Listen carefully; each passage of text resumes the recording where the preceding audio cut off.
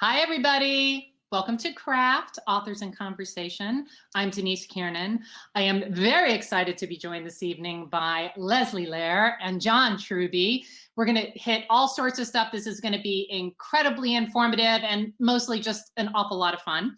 Before we get started, let me do my usual housekeeping announcements. So Craft used to be live here in Asheville, North Carolina at the amazing Little Jumbo Cocktail Bar. One of the key events of the event, in addition to talking to authors, is that a specialty cocktail would be created in honor of each guest. And luckily for me, co-owner of Little Jumbo and chief mixologist Shaw Gray has continued that tradition as we have taken Craft online during COVID. So tonight, there will be a specialty cocktail unveiled for Leslie and John. We'll do that about halfway through the evening, and the recipe will be available. Books, as always, Leslie's amazing book, her new one, A Boob's Life, John's book, The Anatomy of Story, my books are available through the incredible independent bookstore Malaprops here in Asheville, North Carolina. You can even get signed copies of these books, autographed copies. How can you do that? I'll tell you how. There's a little button down at the bottom of the screen that says Order Books by Leslie, John, and Denise. And if you click there, it will take you to a page on Malaprop's website, especially for this event. You can order your books, you can give them an inscription, and then we will get signed book plates over to Malaprops, and they will be shipped out to you autographed and ready to go. So we thank the amazing independent bookstore Malaprops for being our special sponsor, and or support the local independent bookstore in your community, whatever you do. Raw independent bookstores, yay, small businesses. We're all getting through this. And see what else. Okay, so on your screen, you see the chat. The chat is over there on your right. Now, please do not put questions in the chat. If you do, it's okay. But it's easier if you click on the Ask a Question button down there at the bottom. Keeps all the questions in one place, makes it easier for me so I don't miss your question and you feel like I've ignored you. So you just click whenever you want on Ask a Question and post your question there, or you can vote a question up or down if somebody's already asked what you were into. The chat is open though, have fun. Occasionally things will come up. My husband Joe is lurking in the background. He is in the chat. So if things come up that maybe somebody needs to look up on the interwebs, Joe will find it for you and put it in the chat and answer questions if you have them. And yes, after this is done, I will send out a recap. And I will include some of the links and things that we mentioned during this event so that you don't have to be thinking about them the whole time. Oh, hello, Neil. So yes, please chime in, talk with each other, ask your questions. I also have a poll here. I have 2 polls. If you feel like answering, please do. I'm thinking about making Craft a podcast as opposed to a live event, just so people can access it when they feel like it. Or maybe it'll be both. I don't know. That's why I'm asking a poll. And I am also just kind of asking a general question about people's interest in podcasts in general. So that's about it. Without further ado, Leslie Lehr and John Truby. Welcome. Thank you for coming. Woohoo! I'm happy to be here. It's so great to have you guys. So first of all, we have to talk about how Leslie and I met, because it was one of the unique writer-reader experiences, perhaps the most unique on the planet.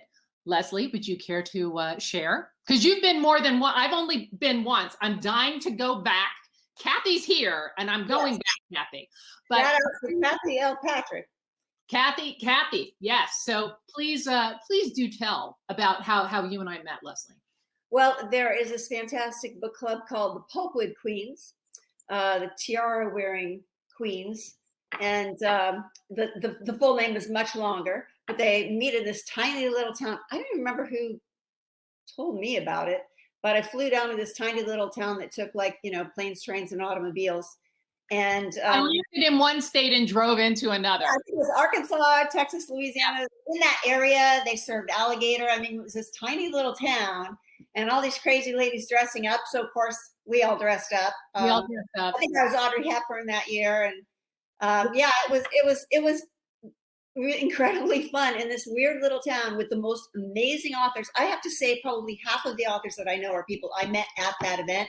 I was saying, it to start going, and I mean, it's just amazing. And now it's 850 international book clubs, and actually, Boob's Life, I think, is book of the month there for May. And Kathy just hugely promotes readers and writing. And I mean, you've even visited me in LA. I can't wait to visit you. yeah. I mean, no. I was telling John, I said, you meet at Girlfriends Weekend, this annual event for all readers, and you've either you're dressed up, you're serving readers. It's you either bond or not. And most of us was bonded so closely. It is one of the most delightful, joyous celebrations of books and readers that exist anywhere. So I'm going to make sure when we send the recap out that we include information about Pulpwood Queen and the Pulpwood Queen Book Club and Girlfriends Weekend and all that wonderful stuff. Joe will be on it. Yes, Joe is lurking and he will be on it. Now, I would also like to point out, this is the first couples interview ever for Leslie and John, both writers. Yes. He's hosted my launch parties when they're at Barnes & Noble, and he did host my small little launch party online a couple weeks ago. But we've never actually had we kind of take turns. We move the computer down, and he does his podcast and things. We do that for me, and so yeah, it's I'm more relaxed when he's around, so I feel fine about it. I will do my best to make this as awkward as possible. So, and this of course is of particular interest to me because I too am married to and live in the same house with another writer. It's a very interesting dynamic that it is. And I was going to say, this week is the week that I can't remember which date it was, but it was right around now when we actually got engaged 11 years ago. So, interview, yeah. I love it. So one of the impetuses of this, although I would love to talk to you at any time about all of your writing, you have both been at this this is not your first rodeo. You've both been at the writing game for a long time. However, Leslie, you're the star of the rodeo right now. So A Boob's Life, How America's Obsession Shaped Me and You is exploding. Good Morning America, People Magazine, Glamour. Salma Hayek is turning it into a television series for HBO Max. And total small world coincidence thing. I have boobs, and my husband likes boobs. So, I mean, it's amazing how all of these things came together. It just seems like I had to talk to you. But naturally, since this is your moment in the sun, I want to start by talking to John. So one of the things that I really find interesting about not just writers who are couples, but people who have their own writing or other creative community, artists, painters, photographers, writers, whatever. You are in situations where you bounce ideas off of each other, you hear things in passing, and there is often this, no matter how close you are, this kind of dance about well, how much do I say? How much do I offer? So John, talk about Leslie coming out, talk about the cross-eyed nipples, John. Just start there. For those of you who don't know about, you have to get this book. Seriously, it's an amazing. It's such a great book. But start with the cross-eyed nipples, because I mean, where else would you start? And it's the first sentence, yeah. Yeah. Well, it's by the way, one of my favorite first sentences ever in a book. Yeah, it's the opening chapter of the book, and it frames the book, and it's certainly, as a husband, you're not expecting to hear that. You're not expecting this to be even a problem or something you'd even, I mean, if she hadn't told me, I would never have noticed. And she was in the shower, right? Well, she was getting out of the shower, and I was sitting in the bed watching Letterman, and so she comes out of the shower and starts talking about the cross-eyed nipples, and it's like, well, okay, if that's obviously, if it's upsetting to you, it's upsetting to me, but the kind of the conversation then it was immediately followed by Letterman making a boob joke, which you know, in coincidence with what she just experienced, really, you know, it set her off. And so we got into this whole discussion about making fun of boobs. Why is that not funny, or why is it funny? And that kind of led to really the whole subject for the book, which because of that, you know, I kind of claimed that, you know, you're a little obsessed here. This is okay. I realize nobody wants cross-eyed nipples. Nobody wants to, you know, certainly nobody wants to admit that in public. But it's not. To me, it's not a big deal. But to her, it was a very big deal, and so it triggered her to become an investigator, become a detective of something that she wasn't aware of, I wasn't aware of, and I think the book shows that America, men and women, are not aware of in terms of how powerful this, you know, this body part and the obsession of the culture with the body part plays. And so it was really just, it opened up a window into a whole collection of connections that have tremendous import, which I found, you know, I was not educated in this area. I mean, I'm just a regular guy. Who so, likes boobs? Yeah, I mean, who doesn't? But but the point is, it opened up a subject and a set of connections and deeper things going on in the culture that I would never have dreamed of. So were you embarrassed that I was writing about boobs? That I was gonna write? No, this is, I mean, because this is, John's touching on something that struck me, and something that I like, especially in nonfiction, is when you can take a very particular lens and use it to examine the larger culture. I mean, so in a way, you know, A Boob's Life is about America. You're just basically looking at it through the perspective of our relationship with boobs. But it really is about American culture. You know, we'll talk about how you structured it, because I found that really interesting too. But just using a very, very specific lens through which to view the evolution of American culture. But going back to that night, as writers, we all get these ideas, and one of the first questions I know I ask myself sometimes is, okay, this is really interesting to me. Is this going to be interesting to anyone else? Do I care if it's interesting to anyone else? Because it is interesting to me. Is it an article? Is it a magazine article? Is this a book? Is it? And so talk, Leslie, a little bit about, because I think that's one of the key things, especially for writers starting out, some of whom are, you know, watching this evening. I think one of the things that a skill you develop over time is, how do you decide this is a story I am going to, because when you end up doing a book, you devote a lot of time to it, and you put a lot of yourself into it, especially one like the one you did. Talk a little bit about how you decided, yeah, I'm doing a book on this. Well, I decided that night I was doing a book on this. Wow, okay. I mean, for one thing, I think I was like, I don't know, 15. I was still on meds from breast cancer. I was pretty much better. But and the analytical side of my brain had come back. I was doing great consulting. I was sharp as a tack on that side. The creative stuff hadn't come. So I kind of was like, oh my God, we're going to write a book. What am I going to do? And this idea was probably the most pure, definite thing, that this was my next book. It actually started, he accused me of being obsessed. I was pissed off. And I also didn't know. Pissed off is always good. Pissed off is good. Yeah. I was. And I also was desperate to call my doctor without him thinking I was just vain. I want to come out, doctor, fix my boobs. Then I was like, but wait, are they broken? I mean, why am I so upset?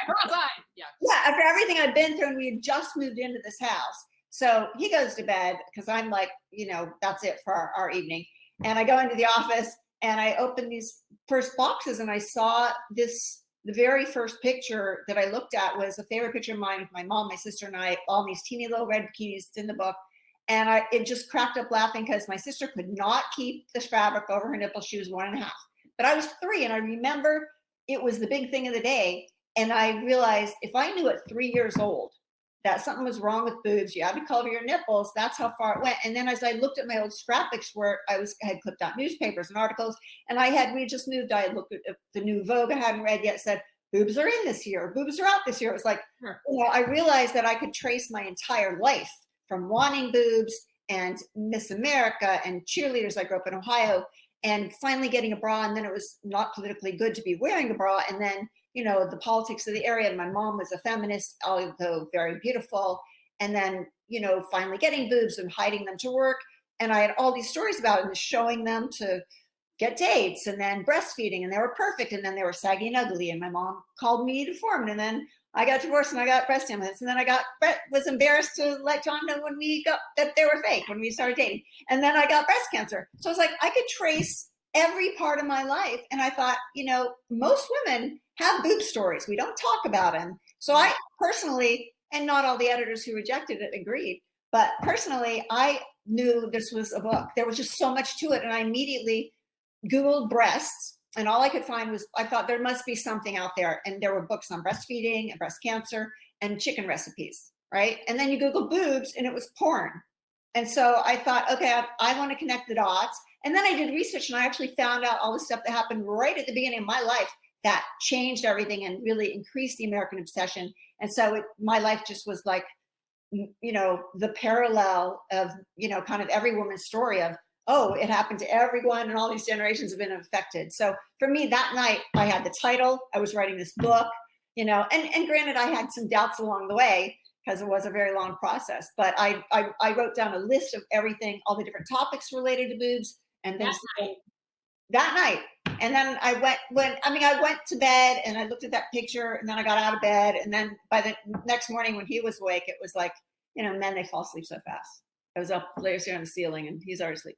And the next day I was like, well, I know what my next book is. And then he thought, well, are we still on this? Yeah.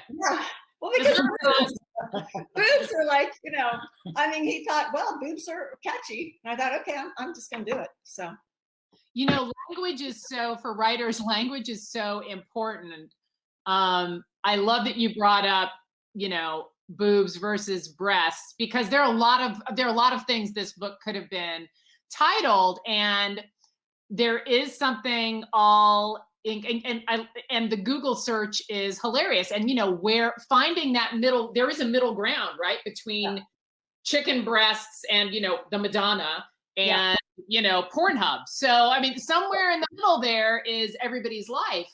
And, and it is a life and a journey in this book. And I like that you actually structured it, through your life's journey.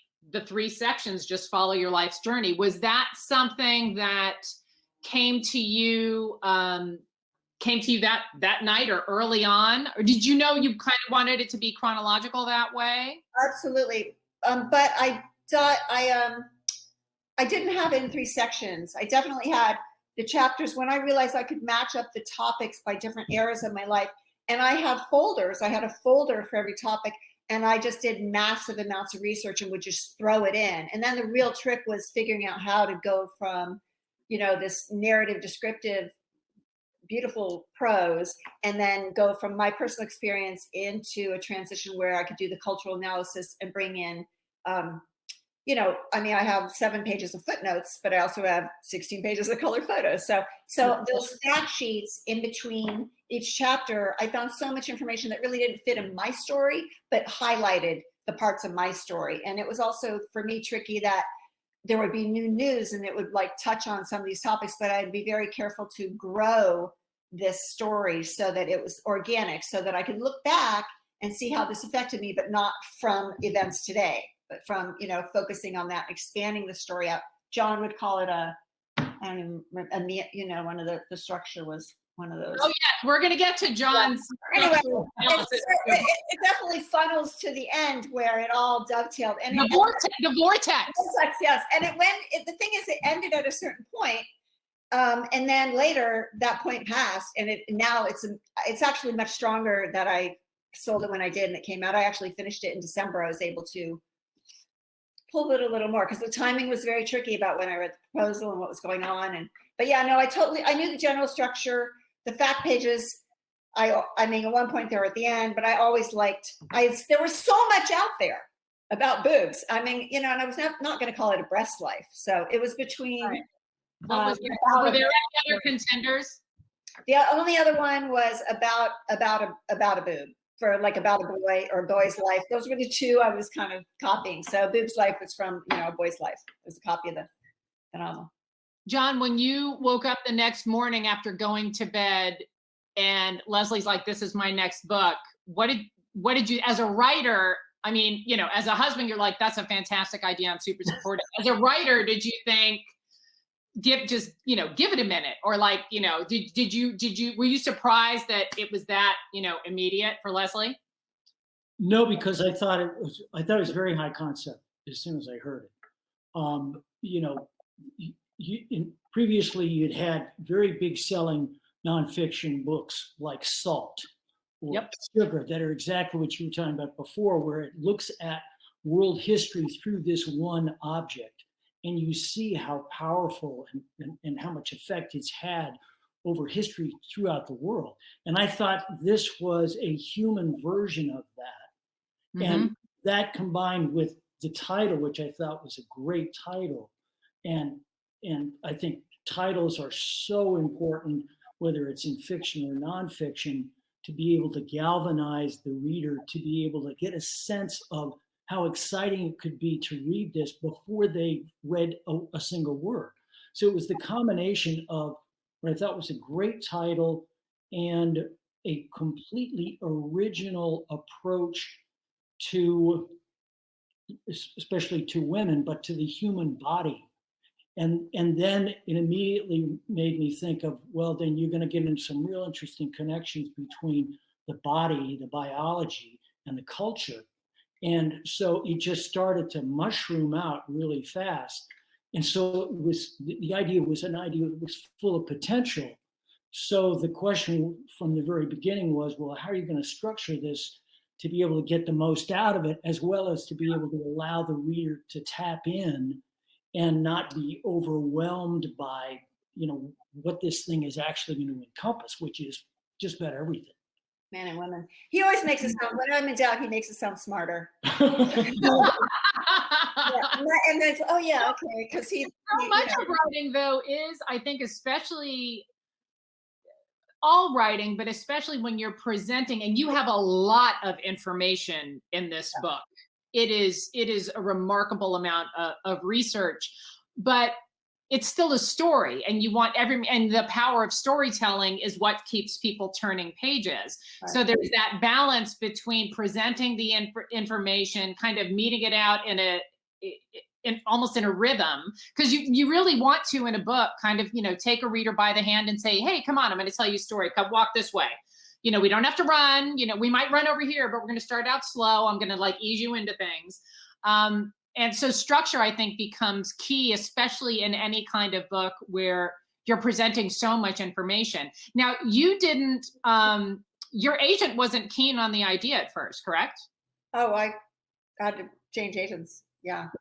Well, if you believe in a story, I mean, well, yeah. And she actually, I wrote the proposal in the query and was, tried to pitch it to her and didn't hear back. And finally I talked to her, and she was moving from the agency where I had followed her from my last book to a much bigger agency to handle bigger people.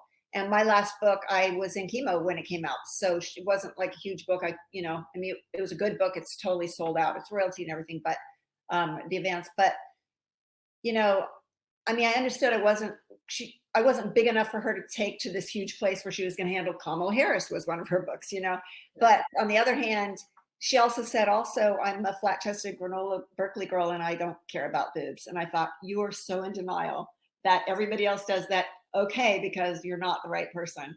And so that's when I actually wrote the whole formal proposal, and did not take long to get a new agent, but it definitely was hard for her to sell, because it is a tricky thing. But for me, I wasn't afraid. I always feel like when it's me on the page, structuring the book was the fun part, and doing the research was the fun part. There were some chapters that I was asked to extend that was a little more personal, and a chapter I was asked to include that I hadn't had in the original. There were a couple more fun chapters that I took out and combined, so, but the writing from the proposal, and I had, the proposal for a while before I went ahead and wrote the book. But for me, the bigger questions was, John, you're going to be in this book. How do you feel about this scene? Of course.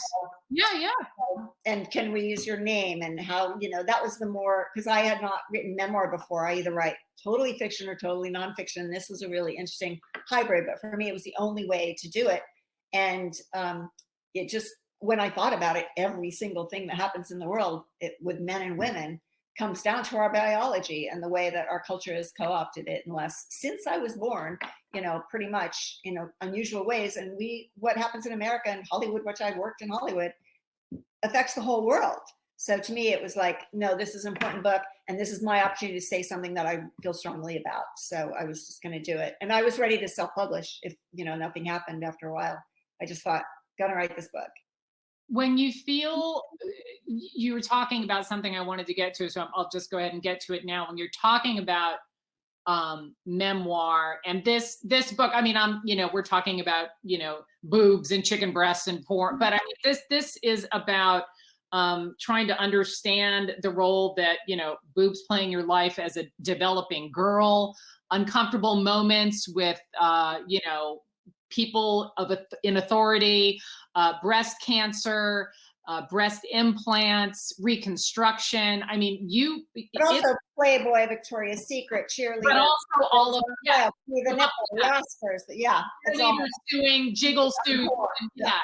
So I mean, but you personally have to just kind of bear it all. Really, were there ever any times when you, Leslie, or both you and John thought to yourselves, like, can we pull this back a little, or actually even, what, I think we need to go, this merits even more exposure, so to speak. And were there conversations between you two about that? Or was that kind of something, Leslie, you wanted to kind of go off and think about by yourself, then maybe show to John to get his feedback? I generally would, I'd say, do you think I need to get into this? And he was always, yes, you need to get into everything.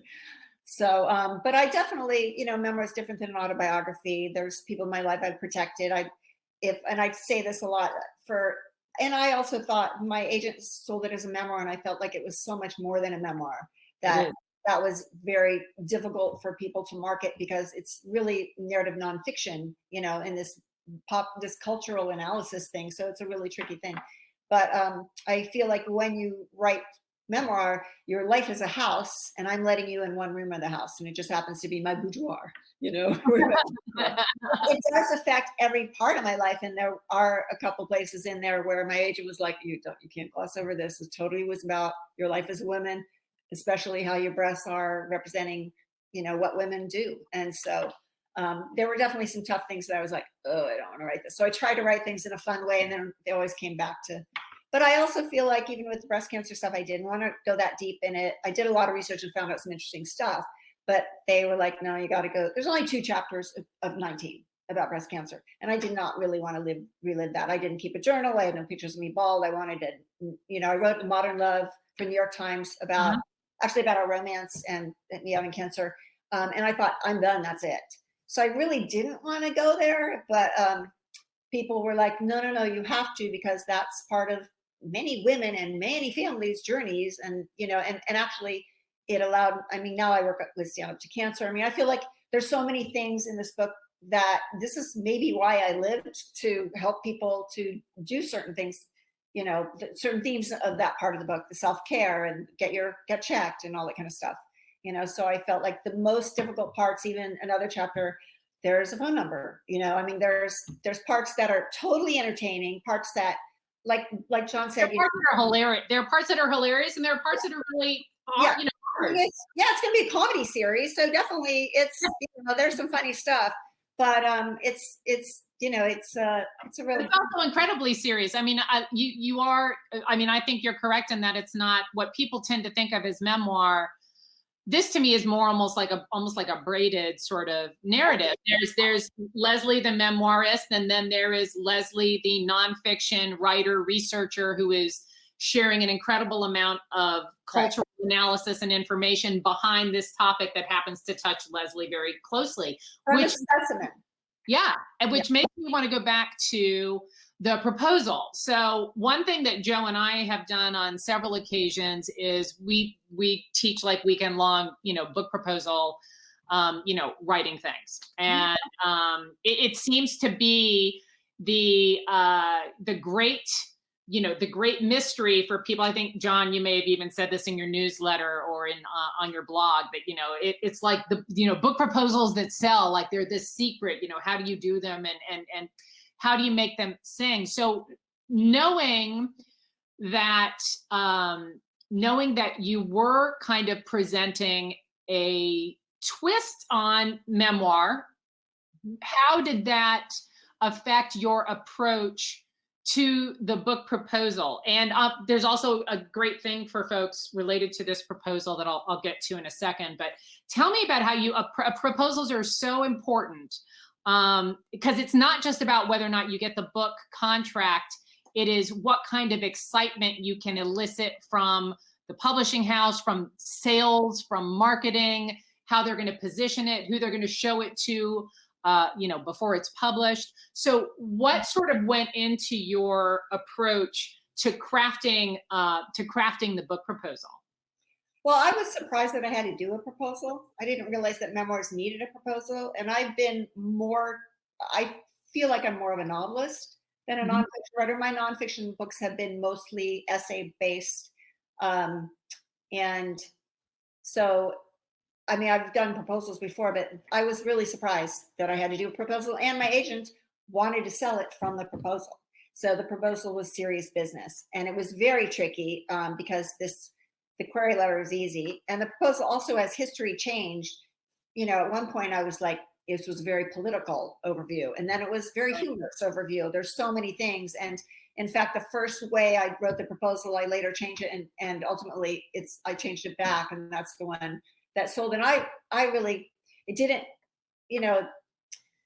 proposals are really hard because this is such an unusual book. The comp section was really tricky, getting comparative books that were current, that were either memoir or nonfiction. And I was constantly working on that. And also the chapters, I work with people on proposals all the time, and I do query letters like that. But the proposal, it's such a different animal. For me, I had to go back with, here's all the topics in the book, and then also here's the story. So, it was very tricky, but clearly it ended up, it did. By the time it sold, I had written the whole book, the whole, first draft or second draft, but it did sell from the proposal. So. John, you talk about, you do so much coaching for writers, especially screenwriting, but also novels, memoir, true story, all of these sorts of things. What was it about Leslie's proposal? How did she crack that nut? What jumped out at you as an instructor? If you were to this is not your wife, this is a writer whose work you want to use as an example. What jumped out about what really made Leslie's proposal and query work? Because I would imagine this would be a very difficult proposal to write. Well, I always go at this kind of thing starting from the point of view of what is the story challenge that we have to meet here. And whether it's writing the book or writing a proposal, I want to identify what the real challenges are up front, and then I can solve it. So it seemed to me, talking with Leslie, that the challenge here was, how do you do a mixed genre proposal? Typically in selling, publishers, studios, whatever, they want to know what is the genre so that they can sell that, and because then they know who their audience is. But to me, the strength of this story, the strength of this book was going to be that it wasn't like nothing else, and that it was actually a mixed genre, or in the term I use, it transcended the memoir genre, which I think is maybe the single most important element to keep in mind if somebody wants both a more successful book financially as well as critically, to transcend whatever that genre is. Now, the problem is that makes it harder for the buyer to see what is this animal that I'm possibly going to buy. So the challenge was, how do you, in this proposal was, how do you tell a really good personal story that catches the editor and makes them think, I can sell this as just a great, funny, as well as, at times moving personal story, and also sell the fact that it's combined with this larger cultural analysis is actually a benefit, not a cost. And once you get over that and show that the combination of these two things is actually going to increase your audience, then it seemed to me that the proposal, had a chance of really being successful. And always from the beginning was the editors that turned it down were all of them, this single, very narrow viewpoint. This is a memoir. Does it work for me as a memoir in terms of boobs? They weren't getting it. And to me, the proposal was very high concept. It had huge upside selling potential because it wasn't just a memoir. It was going to be able to expand to every woman's story, and in making a cultural commentary, expand to men as well. So it was basically long story short, it was, how do you turn lemons into lemonade? And I thought she did a really fantastic job of doing that. It was way harder to write than the book. Yeah, no, I'm sure it was, but the proposals are so important because they essentially are a sales document for you and your work. And so many people want to, one of the recent book proposal classes Joe and I did, we said, okay, how many people here are doing, narrative nonfiction? How many people are doing that?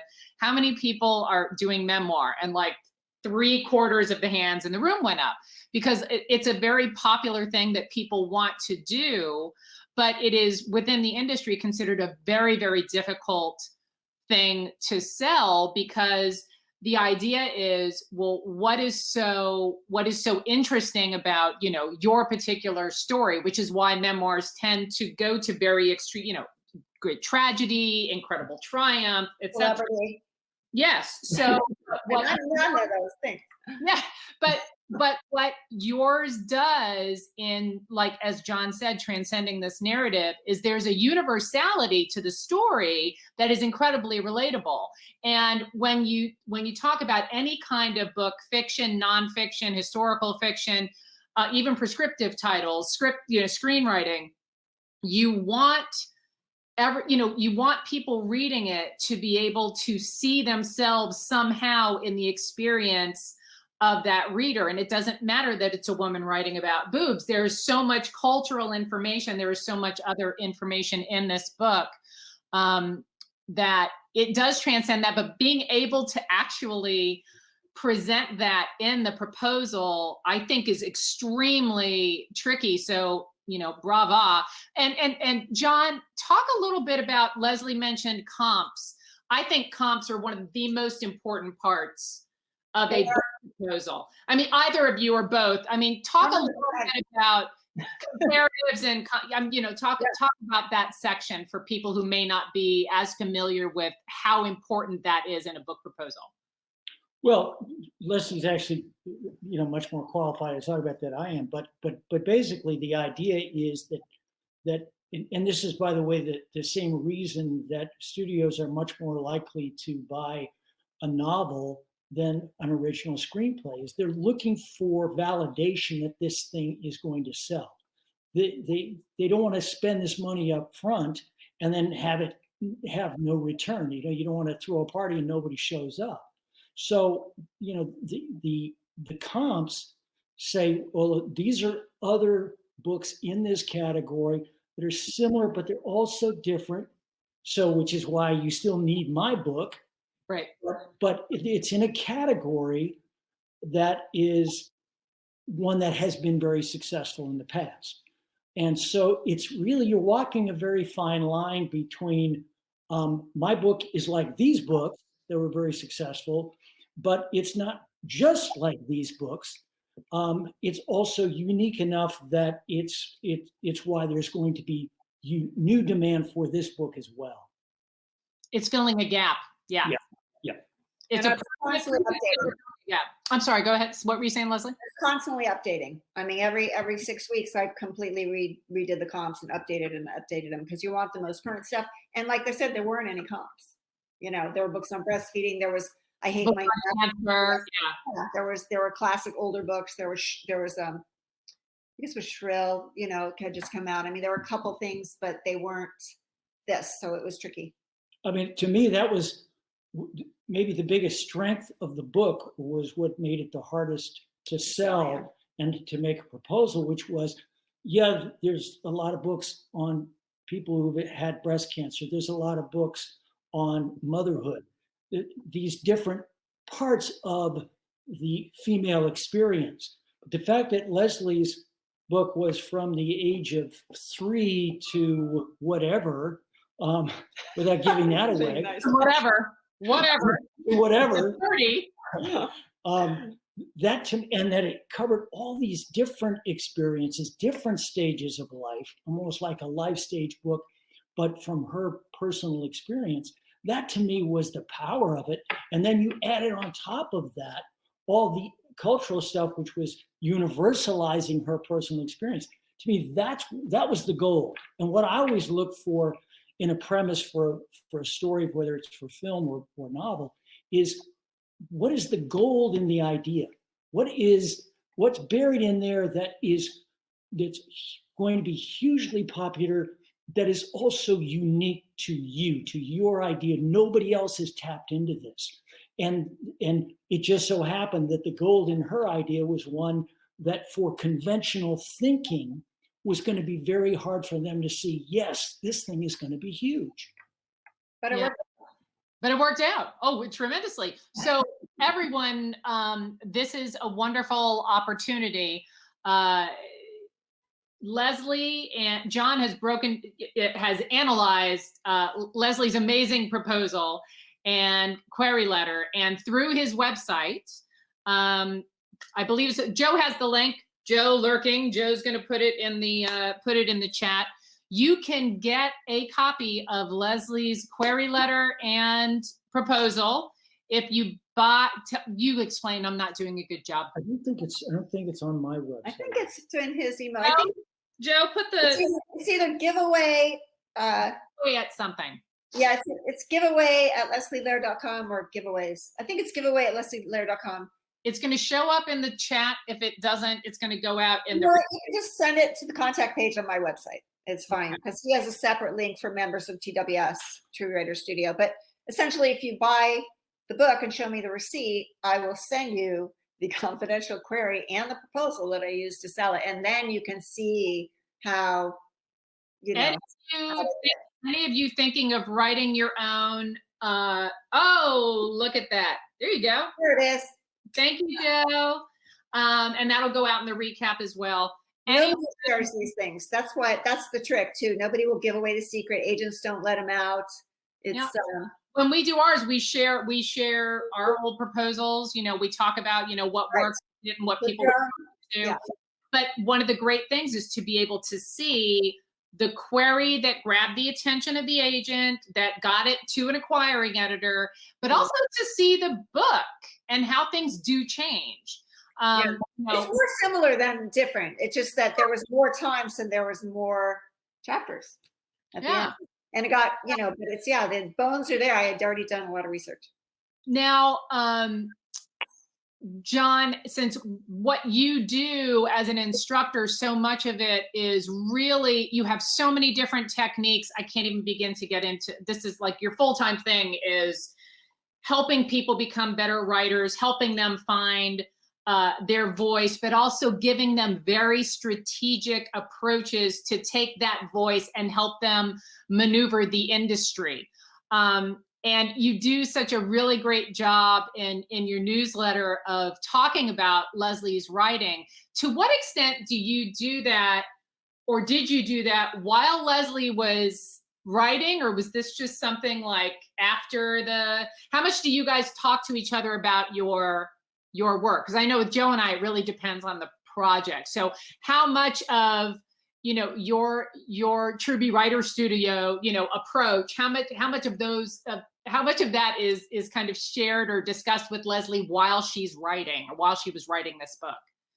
Well, to me, one of the best parts of being married to Leslie is that certainly one of my dreams when I first started writing was to be in a relationship with another writer who understood the journey that I was on and the difficulty of it, and also was good enough as a writer, as a storyteller, to be able to go back and forth, because have that kind of that relationship where each is helping the other, each is building the other.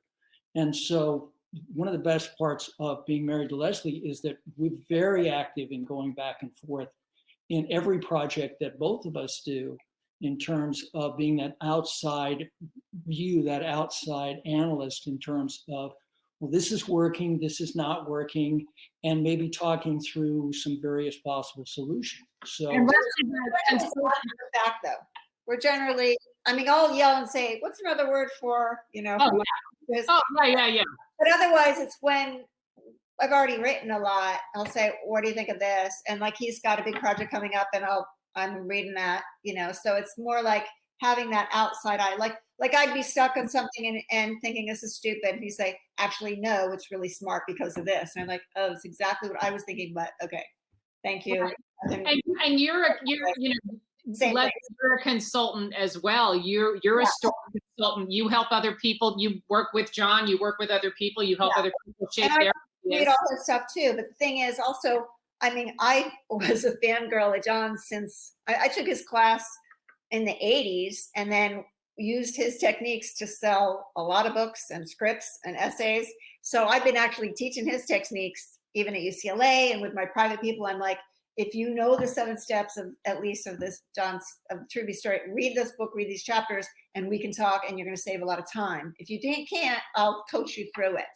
But we already totally, his structure works. I use it. So we're on the same page. Absolutely. And my strengths are a little different. In fact, we've taught before where I'll do the novel breakdowns, because I'll teach more of the novel, because point of view is a completely different thing in novels than, and now he's expanded where people are going back and forth between the mediums. But I can work more at the prose level. He can more pin down immediately someone's structure. But I'm known totally as a structure diva. I get battles with people between plotters and pantsers. You know where I am. So. Oh, me too. Oh, I'm right there with you. Pantsers, I'm like, I don't get it. To me, it's like the extent to which my outlines are so intense, and it doesn't mean I'm not going to stray from them. Yeah, my outlines are not where I'm going. They're just a list, and then I know where I got to go, and I'm going to make it. It doesn't mean I'm not going to have more drafts, because I'm looking at different character stuff or whatever. But it's definitely knowing it's going to work, or how to make it work in different ways is, it's everything. But one of the things that you guys are touching on, and that's something, Joe, and it sounds a lot like, Joe and I as well, people say, like, how do you guys, work in the same house together all day? And I'm like, it's pretty quiet. We don't really talk to each other. Definitely, yeah. Unless it's like, what's that word for blah, blah, blah, blah, blah. Yeah. But it's also so important. There are so many people who are in writers groups, especially, and those can be incredibly nurturing, supportive spaces, or they can be actually rather toxic, not so great spaces. And it's so important to choose your creative partners, whether they are romantic partners or they are just writing partners or whoever, to choose them very wisely and to share sparingly and only when you're ready, because Absolutely. You don't want to get steered off in another direction, and you don't want someone else to be doing your writing. It's got to be you. And then when you need an editor, I can't even see my own typos, when I print. Oh, no, please. It's good to have a good eye, and it's like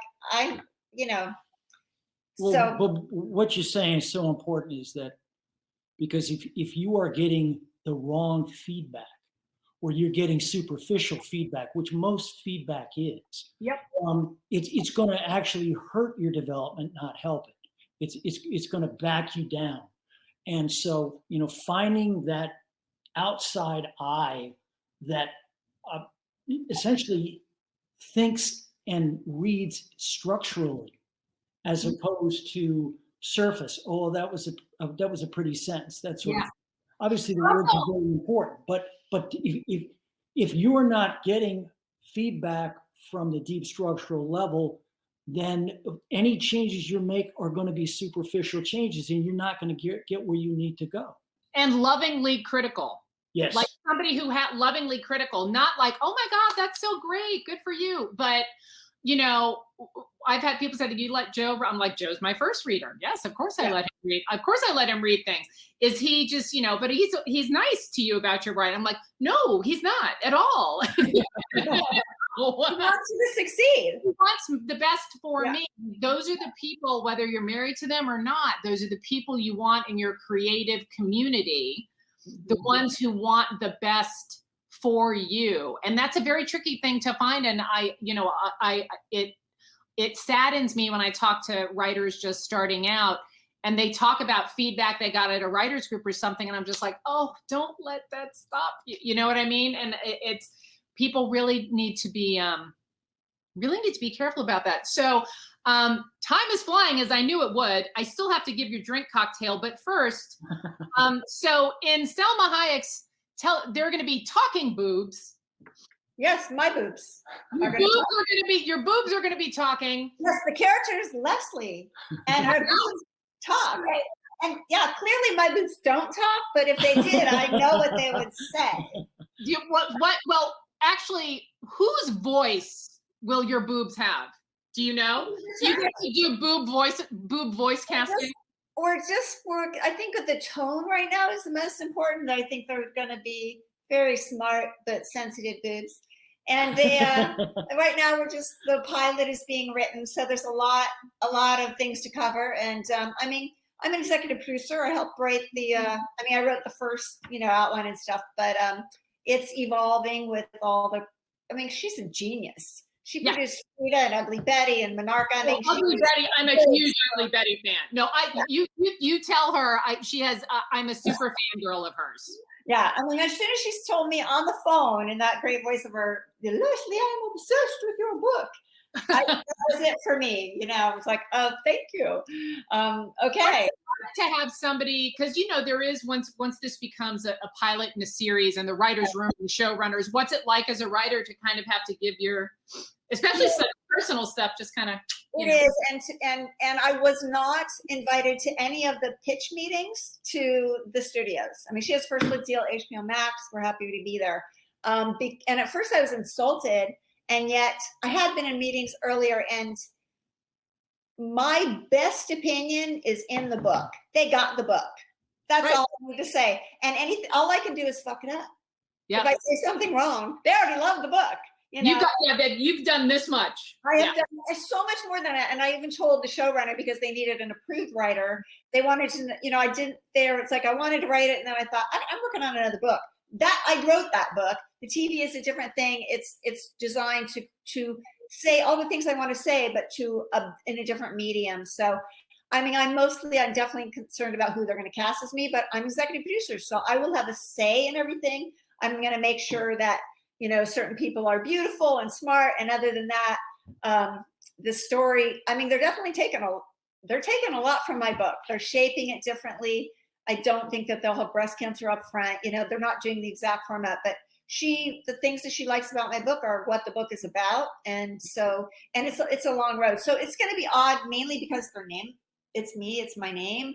But then I thought, why should they pick someone else's name? It's just someone else. Let them use it. And so I'm really excited about it, and we'll see what happens. But for me, the book is my baby, and as long as I got that, everything else is gravy. I can divulge a certain amount of casting information at this time, which is that the person playing me is George Clooney. I was going to go John Slattery, man.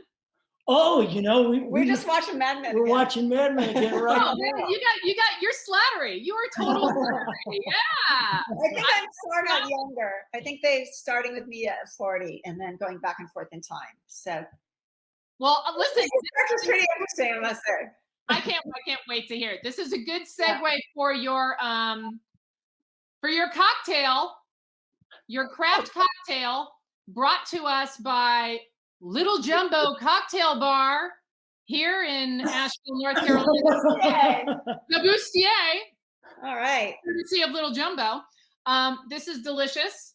Just need a little bit of gin, some bitters. I love Saint Germain, so I'm glad that's in there. But What does it taste like? it is, I don't know, it tastes like a gin cocktail. You have the second one, and then the taste doesn't matter anymore. Okay. So I think it's very refreshing. And a coupe glass is probably my favorite bit of cocktail glassware. It's my favorite of all the cocktail glassware, the coupe glass. So I think you should make a giant picture of these and take pictures and send to me. But thank you to Shawl Gray and Little Jumbo for continuing to provide the craft cocktail for craft, even though we are not, and we got to get you guys down here and yes, you physically in Little Jumbo, and we will drink Bustiers and maybe wear Bustiers and we'll be there and it'll be fantastic. Do we have any? I've been running my mouth quite some time now. Do we have any questions? I don't see any yet. I've been kind of, just yapping. We don't have any questions. All right. I did such a good job of picking your brain. People just couldn't decide. So everybody, I have to say, this has been even more fascinating than I thought it was going to be. I'm so happy for you. Thank you. Congratulations. And John, isn't it? Say again? It's like magic when you have an idea and then it's a real thing. It is. It's crazy. It really is. And every time, it's magical every time. Yeah. Actually. Yeah. Every book is really kind of magical when you just hang in there and you see it just take on this whole other life of its own, and then it means things to other people that it never occurred. What it means to me is different to other people. Then it belongs to everyone. And I have to thank Kathy Murphy for introducing us at the Public. Yes, Kathy's still in the chat, and Kathy, I'm coming back. I'm coming back to Girlfriends Weekend. I hope Kathy's in there. We're gonna have lots of information about pulpwood, etc. Oh, there she is!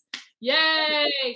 Yes, I mean, so it's so lovely when you meet people and you meet other authors and other creatives and everybody. It's not always easy.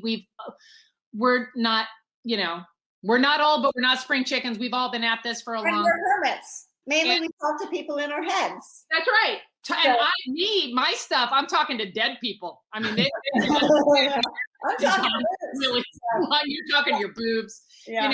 So it really is nice when your work is out in the world and you can see other people respond to it. Guys, seriously, buy Leslie's book, buy John's book, send a receipt, it'll be a course in and of itself to be able to actually look at the query and the proposal and the finished product.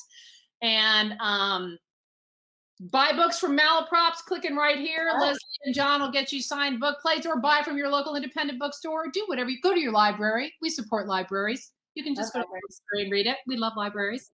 Thank you guys for joining us to recap this week. It's so good to see you. I can't wait to see you in person again someday. Great. All right. Thank you, everybody. And on the 31st, I almost forgot. Okay.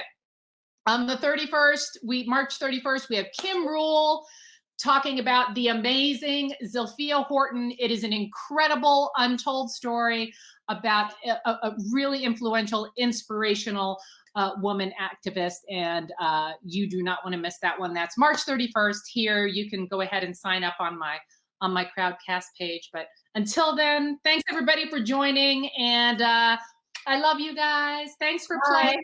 And we'll see you soon.